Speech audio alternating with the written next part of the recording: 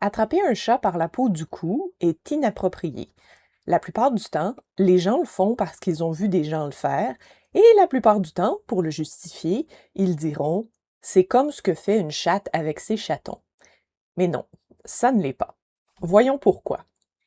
Les chattes déplacent effectivement leurs chatons par la peau du cou lorsqu'ils sont petits. Mais dès que les chatons commencent à pouvoir se déplacer seuls, ils se déplacent souvent seuls. Leur mère est probablement ravie de ne plus avoir à les porter.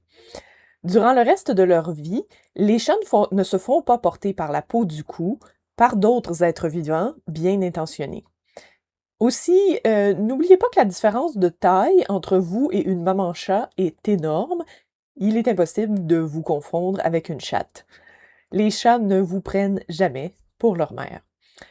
Dans quel autre contexte les chats sont-ils saisis par la peau du cou dans la nature? Chez les femelles, pendant la reproduction. Aucune chatte ne croit que vous essayez de vous reproduire avec elle. Pendant le jeu entre chats, vous n'émettez aucun signal ou langage corporel qui puisse même vaguement être confondu pour du jeu. Vous maintenez la prise par la peau du cou pendant plusieurs secondes, soit beaucoup plus que la demi-seconde quand ça arrive durant le jeu. Vous n'écoutez pas le chat quand il vous demande d'arrêter. Aucun chat ne pense que vous jouez.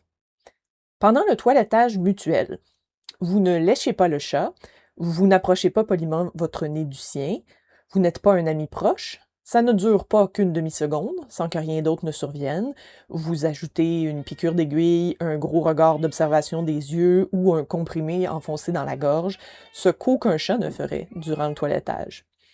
Aucun chat ne pense que vous le toilettez. Lorsque poursuivi et attrapé par un prédateur. Oui, voilà. Comparons ça avec une main. Oui, c'est ce qui est le plus logique pour un chat. Vous n'êtes pas de la même espèce, vous n'êtes pas sa mère, vous n'êtes pas un mâle intact, vous ne jouez pas, vous ne faites pas de toilettage mutuel, vous n'êtes pas un chat. Mais vous êtes un prédateur potentiel. De plus, dans une clinique, c'est un environnement inconnu et vous êtes un inconnu. Le chat pense que vous essayez de lui faire du mal. C'est pour ça qu'il se débat ou qu'il fige. Et au cas où vous ne seriez pas au courant, se figer, c'est aussi néfaste pour la santé émotionnelle interne que de se battre. J'ai une vidéo qui explique pourquoi. Moi aussi, je paniquerais et je me débattrais ou je figerais de peur si vous me saisissiez par la peau du cou. J'aurais probablement besoin d'une aide psychologique par la suite si quelqu'un me faisait subir ça. Vous ne vous êtes pas engagé en médecine vétérinaire pour effrayer et blesser les chats.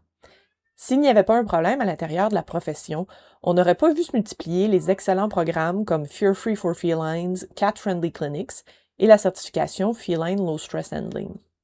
Reconnaître qu'il y a un problème, c'est la première étape.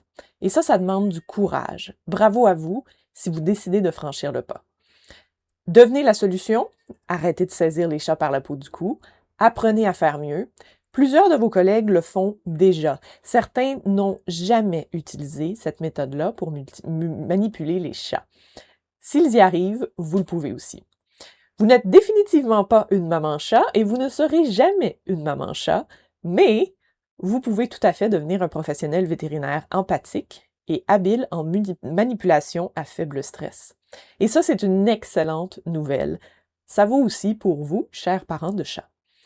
Pour des vidéos publiques de professionnels vétérinaires utilisant des méthodes autres que la saisie du cou, jetez un coup d'œil au site web dans la description de la vidéo.